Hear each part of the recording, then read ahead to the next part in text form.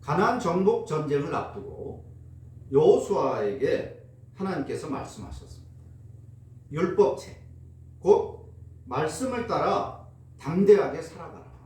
말씀이 너의 기준이고 너희들의 기준이고, 말씀이 가나안 전쟁에 있어서 병법이다, 방법이고 기준이다, 그렇게 말씀하셨습니다. 그래서 가나안 전쟁에서 말씀을 따르면 누구라도 내 편이 되는 것이고, 말씀을 거부하면 적이 되는 겁니다. 그 기준으로 가나안 정복 전쟁을 했던 거예요. 그래서 우상을 섬기며 하나님의 말씀을 거절하는 가나안 족속들이 이스라엘의 적이 된 것입니다. 그런데 말씀을 버리고 나니까 가나안은 더 이상 적이 아닌 게 되었습니다. 대신에 내 마음을 상하게 하거나 내 유익에 손해를 끼치면 내 적이 되는 거예요. 공공의 적은 없고 개인의 적만 있을 뿐이었습니다. 오늘 우리 사회에 가장 모자라고 부족한 것은 바로 공공성이라는 거죠. 공공성. 내 집단, 내 가족, 내 그룹, 내 사람들이 유리하고 유익하면 그것이 곧 선이라고 생각하는 시대입니다. 더 큰 공공의 사회를 생각하지 않는 거예요. 그래서 우리 사회는 분열이 계속 더 일어날 수밖에 없고 싸움이 멈출 수가 없는 것입니다. 절대적인 선이 없는 거예요. 공공의 선이 없기 때문에 그런 것입니다. 그렇게 말씀이 아니라 내가 기준이 되니까 가장 먼저 종교가 무너졌습니다. 그리고 이어서 도덕이 무너졌습니다. 레위 사람도 첩을 얻는 시대가 된 것이고, 성 정체성도 무너졌습니다. 동족도 적이 될 수 있었습니다. 부모도 형제도 원수가 될 수 있습니다. 가나안 사람도 친구가 되고, 우상 숭배는 문화로 접근할 수도 있는 그런 시대가 된 것입니다. 말씀을 버리고 나니까 어떻게 살아도, 아무렇게나 살아도 나만 좋으면 되는 그런 시대가 된 것입니다. 이 사사시대의 모습은 그대로 오늘 우리 교회 공동체에서 업그레이드 버전으로 재현되고 있다는 사실입니다. 더 이상 교회의 적은 죄가 아닙니다. 우리의 기준, 우리의 인도자는 말씀이 아닙니다. 내 유익을 훼손하는 것이 적이고, 돈이 나를 움직이는 기준이고 인도자가 되었습니다. 오늘 교회의 신자들이 세상을 향하여 전하는 것은 구원의 복음이 아니라 성공의 복음입니다. 그것을 복음인 양 듣고 배워서 물든 신자들은 세상에서의 형통이 구원이고 은혜라고 믿고 있습니다. 2단이든 3단이든 사이비는 더 이상의 교회의 적이 아닌 시대입니다.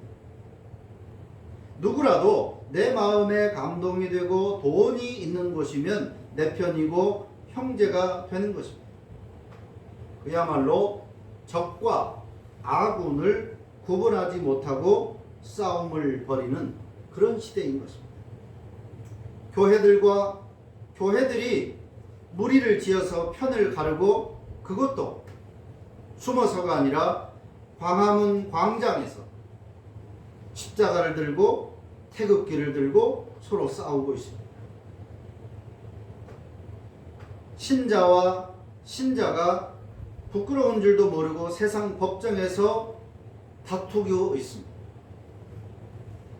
교회들의 단체와 또 어떤 교회가 아들을 세습하는 것이 교회법으로 세상법으로 맞는지 판단해 달라고 재판을 하고 있는 시대입니다.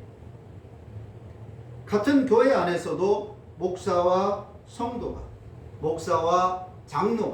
또 성도와 성도가 그야말로 기싸움을 하고 패싸움을 하고 개싸움을 거리낌 없이 하는 그런 현실. 홍수 가운데 마실 물을 찾기가 어려운 것처럼 오늘 교회와 신자들의 홍수 속에 참 교회도 많고 신자라고 기독교 신자라고 하는 사람들도 참 많은 그야말로 홍수의 시대인데 참 교회와 참 신자를 찾기가 드넓은 해변에서 바늘 찾기처럼 불가능한 너무나 힘든 그런 시대를 우리가 살고 있는 겁니다. 스데반 집사가 돌에 맞아서 순교할 때 하늘에 계신 주님이 서 계셨다라고 말씀하고 있습니다. 하나님 보좌 우편에 앉아 계신다라고 표현되었는데 스데반 집사가 죽는 그 순간에 주님께서 서 계셨다라고 했습니다. 그를 반갑게 맞이하기 위해서입니다. 자신의 역할을 다 충실하게 행하고 하나님의 말씀을 절대적으로 지키기 위해서 목숨도 아깝게 여기지 않았던 그 스데반을 예수님은 환영하셨습니다. 우리가 대부분 상상하는 것처럼 천국에 갔을 때 주님께서 두 팔을 한껏 벌려서 그를 맞이하는 그 장면을 대부분의 신자들도 자신도 그렇게 될 것이라고 기대하고 상상할 것입니다. 그러나 주님께서 재림하시고 그 심판대 앞에 섰을 때 기쁘게 맞이하는 대신에 나는 너를 도무지 알지 못하노라. 나는 믿는 사람이고 나는 당연히 주님께서 환영하는 삶을 살았다 라고 자신있게 주님 앞에 섰는데 나는 너를 도무지 알지 못한다 라고 말씀하실 수도 있습니다. 귀신도 쫓아내고 열심히 말씀도 전하고 기적도 행하고 대단히 모든 사람들로부터 정말 믿음 좋고 훌륭한 신자라고 칭송받았는데 예수님은 나는 너를 도무지 알지 못한다고 말씀하셨습니다. 지옥으로 꺼지라고 말씀합니다. 그런데 오늘 이 상황을 보면 저마다 참 교회라고 말하고 참 신자라고 말하는 교회와 신자의 홍수 시대를 살고 있지만 과연 참 교회, 참 신자를 찾을 수 있겠느냐? 그런 염려를 하는 오늘 시대를 생각해 본다면 주님 앞에 섰을 때에 나는 너를 도무지 알지 못한다는 이 말씀이 간간히 들려오는 말씀이 아니라 이 말씀만 반복하시고 또 반복하시기에도 지쳐서 어쩌면 녹음기를 틀어야 되지 않을까 할 만큼 오늘 이 시대에 참 교회와 신자를 찾기가 어려운 신사사 시대라고 말할 수 있을 것입니다. 참 교회와 신자를 찾기 어려운 신사사 시대. 뒤늦게 자신들의 잘못을 이스라엘 공동체가 깨닫게 됩니다. 분노가 치밀어 올라서 싸우다 보니까 자신의 동족인 베냐민 지파를 몰살시켜버린 것입니다. 뒤늦게 깨달았는데 그 베냐민 지파를 몰살하지 않기 위해서 내놓은 대책이라는 것이 뒤에 가서 나오는데 한심하기 짝이 없습니다. 악에 더 큰 악을 더하는 그런 모습입니다.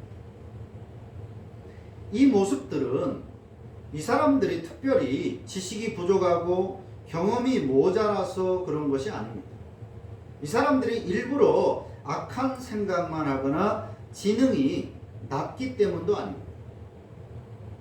나름 그들 한껏 인간의 지혜와 경험 또 생각이라는 것을 한 결정이고 판단인 것입니다. 40만 명이 모여서 아무 생각 없이 아무런 판단 없이 그저 이 시간을 즐기자. 베냐민 지파를 죽이면서 살인하면서 몰살시키면서 즐기자. 이게 가장 최선의 방법이다. 그렇게 생각하고 무분별하게 행동한 것이 아니라는 거예요. 가장 최적의 방법을 찾은 것이 이들의 행동이고, 그리고 그 이후에 베냐민 지파를 다시 되살리기 위해서 한 판단과 결정들도 이들이 한껏 가장 좋은 방법이라고, 너도 좋고 우리가 다 좋은 결정이라고 해서 내린 것이다, 그 말이에요. 무슨 말이냐면, 하나님 곧 그분의 말씀을 버리면 필연 이렇게 된다는 것을 보여주는 것입니다. 인간들의 온갖 지혜와 지식, 경험을 동원하여 삶을, 나아가 세상을 이롭게 하고 유토피아를 건설하고자 하지만 그 결과물은 항상 의도하지 않았던 반유토피아, 역유토피아로 나타나게 된다는 거예요. 왜냐하면 인간이라는 존재 자체가 죄라는 틀에 갇혀 있기 때문입니다. 아무리 고급 제품을 다 쏟아부어서 반죽을 한다 한들 붕어빵 틀에 부으면 다 붕어빵처럼 나오는 거예요. 인간이라는 본성 자체가 죄라는 틀로 되어 있기 때문에 온갖 지식과 경험과 판단을 다 동원해서 이렇게 하면 우리가 복락을 누릴 수 있고 복지가 되고 세상이 천국처럼 될 것이다. 과학과 문명과 의학과 모든 것들을 다 발전시켜서 이로운 세상을 만들자 반죽을 열심히 했는데 왜 결과물은 항상 오히려 세상을 더 힘들게 어렵게 하느냐? 인간의 죄성이라는 틀 때문에 이 죄성을 바꾸지 않으면 불가능한 거예요. 인간의 지혜와 판단, 지식이라는 것들이 바로 그래서 이런 결과가 나타나는 것입니다. 그렇기 때문에 선을 행해도 선으로 시작을 해서 좋은 의도로 시작을 한다 할지라도 결국에는 악으로 도출될 수밖에 없는 거예요. 그래서 하나님께서 인간의 왕으로, 인간들의 인도자로 말씀을 주신 것입니다. 뇌를 고치고 마음을 바꾼다고 해서 되는 것이 아니기 때문에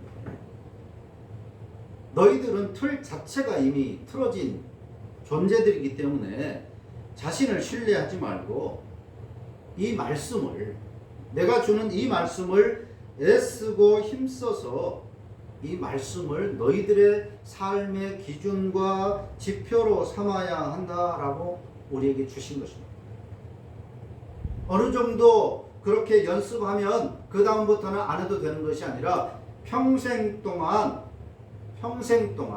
인간들은 이 말씀을 기준으로 살아야만 된다고 하신 거예요. 말씀을 따라 사는 것은 본성이나 이성, 마음에 맞지 않는 것이 정상입니다.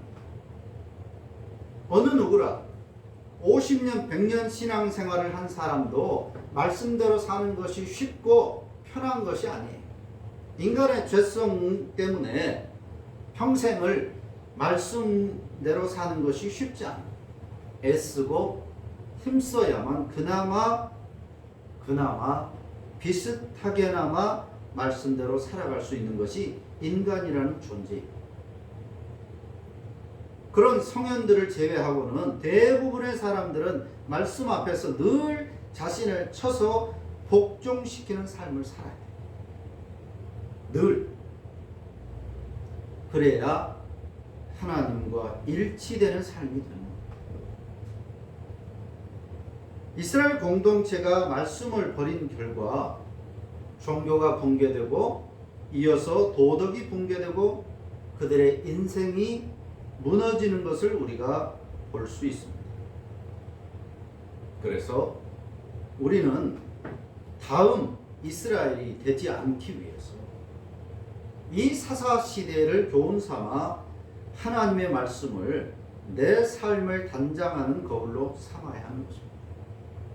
하나님의 말씀을, 이 말씀을 거울로 삼아서 우리 자신들을 다듬어야 한다는 거예요.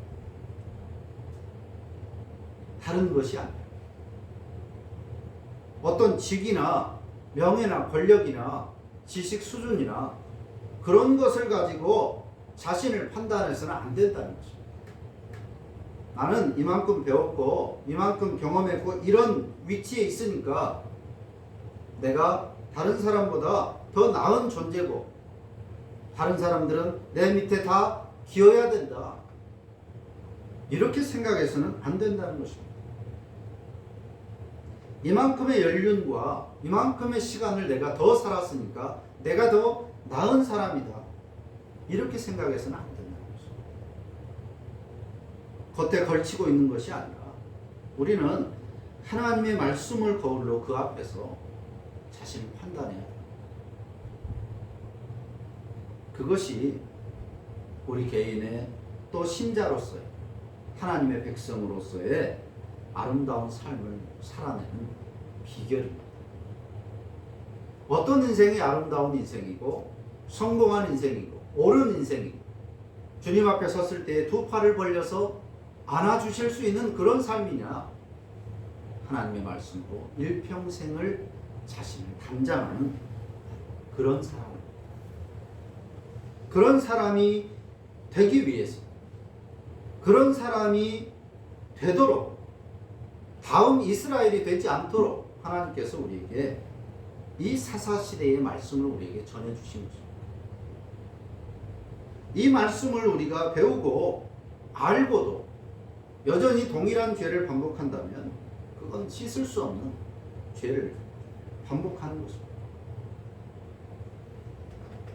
오늘 우리는 이 이스라엘 간의 전쟁, 승자 없는 전쟁, 이 전쟁과 그 결과를 보면서 우리에게 주시는 하나님의 선하신 뜻을 잘 파악하고 다시 한번 늘 반복되는 결론이지만 다시 한번 하나님의 말씀을 내 삶의 기준으로 삼고 그 말씀 앞에서 우리 자신들을 돌아보는 것을 습관처럼 그리고 우리 몸에 배이는 그런 삶을 살아야 하겠습니다. 기도합니다.